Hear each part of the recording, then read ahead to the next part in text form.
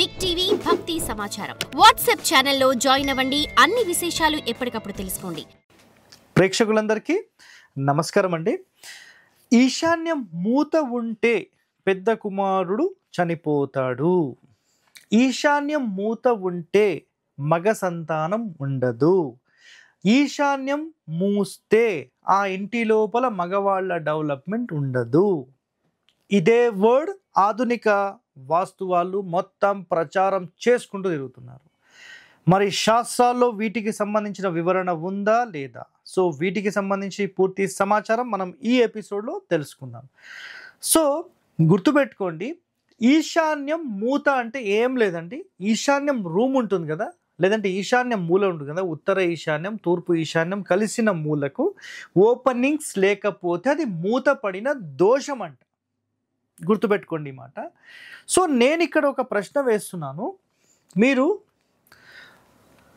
For example ఇది తూర్పు అనుకుందాం, ఓకేనా? సో తూర్పు ఏదో ఒక దిక్కు, పోనీ ఇది ఈశాన్యం, ఇది ఉత్తరం అనుకోండి, ఇది తూర్పు అనుకోండి, ఇది దక్షిణం అనుకోండి. ఇటువైపు కిటికీలు లేకపోతేనంట ఇది ఈశాన్యం మూతనంట. సరే, మరి ఆగ్నేయ మూత కూడా ఉండొద్దు కదా, మరి ఈ రెండు కిటికీలు కూడా ఉండాలి కదా ఈ మూలకు, ఓకేనా? మరి నైరుతి కూడా అట్లనే ఉండాలి కదా, ఇక్కడ నైరుతి కూడా అట్లనే కిటికీలు ఓపెన్ ఉండాలి కదా, అది కూడా నైరుతి మూతనే కదా మూస్తే. మరి వాయువ్యం కూడా అంతే కదా. అంటే ఇక్కడ అంతరార్థం ఏంటంటే వీళ్ళు చెప్పే విషయం ఒకటేనండి, ఈశాన్యంలో మూత ఉండొద్దు అంటే అన్ని మూలలు ఓపెన్ చేసి పెట్టేసేయాలి. క్లియరా కాదా? మీరు ఆలోచన చేయండి.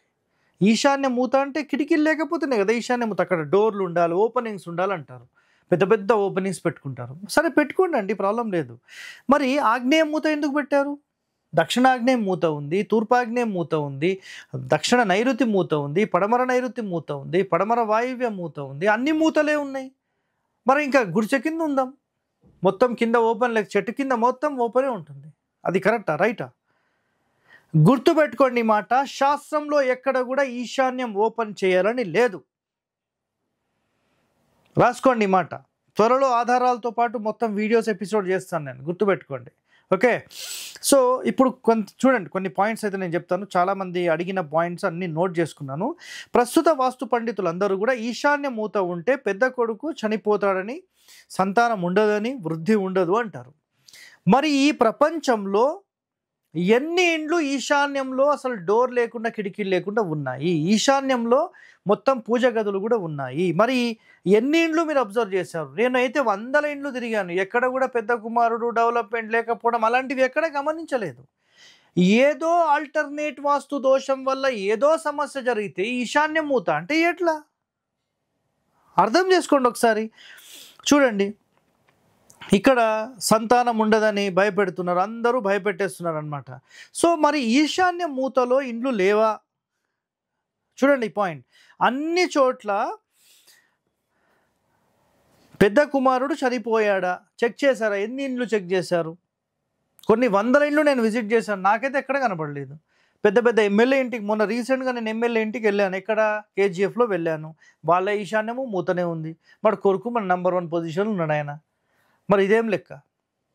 ఎన్నో ఇండ్లు తిరిగాను, నాకైతే ఎక్కడ కనిపించట్లేదు. మరి వీళ్ళకి ఎక్కడి నుంచి కనిపిస్తాయో నాకు అర్థం కాదు. అర్థమైందా పాయింట్? నెక్స్ట్, మరి ఈశాన్య మూతలో ఇండ్లు లేవా? అన్ని చోట్ల పెద్ద కుమారుడు చనిపోయాడా? సో మీరు చెక్ చేయండి, దీనికి కారణాలు వెతకండి. అలా కాకుండా ఇంకా దాని మీద అధ్యయనం జరగాలి.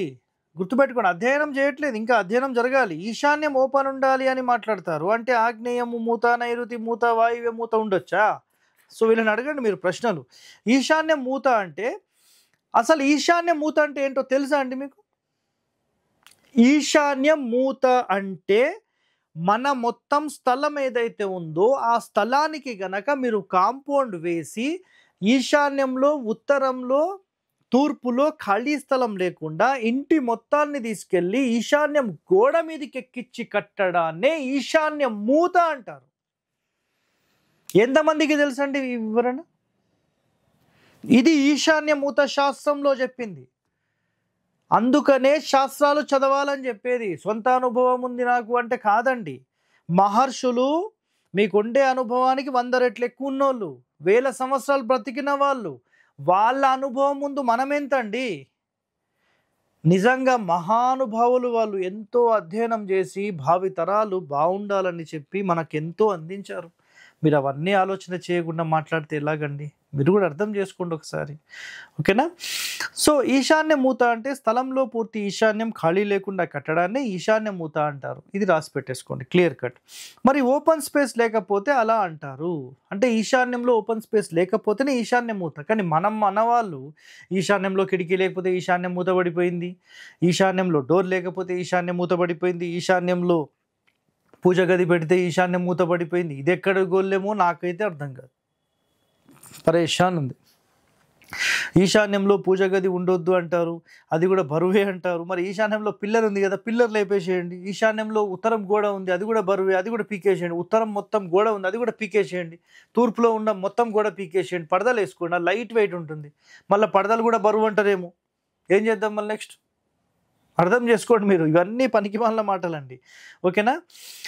వీటికన్నా ముందు మంచి వాస్తు ప్రకారం ఉంటే మంచిది. సో గుర్తుపెట్టుకోండి, ఒక మంచి వాస్తు ప్రకారం ఇంటి నిర్మాణం చేయాలనుకుంటే గణితము, పదమండలి, స్టెల్లార్ బేస్డ్ సిస్టమ్ బేస్ మాత్రమే మీరు ఇంటి నిర్మాణం చేయాలి. అలా చెయ్యని ఇండ్లకు మాత్రమే వీళ్ళంతా వాస్తు చెప్పేది. ఒక పరిపూర్ణమైన వాస్తు గృహం మీరు నిర్మిస్తే 100% అది యోగిస్తుంది, గుర్తుపెట్టుకోండి ఇది, ఓకే? నెక్స్ట్, ఒకరిని మించి ఒకరికి మంచి కలిగించేవి ఇంకొకరికి చెడు కలిగించవచ్చు. ఇక్కడ గుర్తుపెట్టుకోండి, వర్గుల ప్రకారం పూజ గది ఎక్కడ పెట్టాలి, నక్షత్రాల ప్రకారం ఇంటి ఓనర్స్ ప్రకారం అసలు పూజ గది ఎక్కడ పెట్టాలి. సో వీటికి కూడా కొన్ని లెక్కలు ఉంటాయి, అర్థమైందా? సో కొంతమంది అంటే ఇక్కడ ఏం జరుగుతుంది అంటే కనుక శని పాలితులని నెక్స్ట్ గురి పాలితులని ఈ డివిజన్ ఉంటుంది, నక్షత్రాల్లో డివిజన్ ఉంటుంది. ఈ డివిజన్ ప్రకారం తూర్పు ఈశాన్యంలో పెడితే కొంతమందికి యోగిస్తుంది, తూర్పులో పెడితే కొంతమందికి యోగిస్తుంది. మరి ఇంత డెప్త్ పోయి ఎవరు చెక్ చేస్తున్నారు అని ఆలోచిస్తే అసలు ఒకరు లేరు. అర్థమైందా మీకు?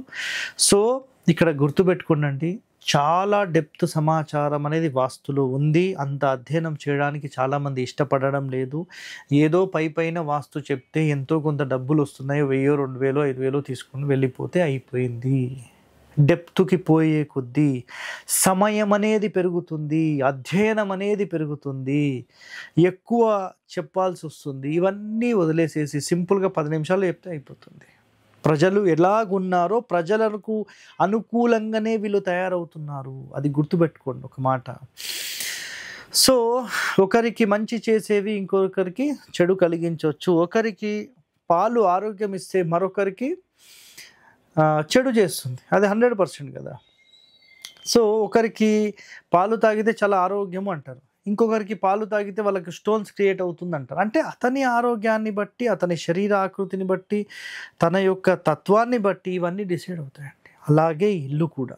సో నేనైతే ఒకటే చెప్తున్నాను, 100% ఈశాన్య మూత అంటే అర్థం మీరు ఈరోజు తెలుసుకున్నారు, క్లియర్ కట్టా. సో మీరు ఎలాంటి భయం లేకుండా ప్రశాంతంగా హ్యాపీయెస్ట్ లైఫ్ నిద్రపోండి, మీకు ఎలాంటి టెన్షన్స్ అనేవి లేవు. సో ఈ మాటలతో మీరేం భయపడకండి. సో ఇలాంటి వాస్తు రహస్యాలు మీరు తెలుసుకోవాలంటే మన ఛానల్ని వెంటనే సబ్స్క్రైబ్ చేయండి. ధన్యవాదాలండి, thank you. For more videos like this, subscribe Big TV channel.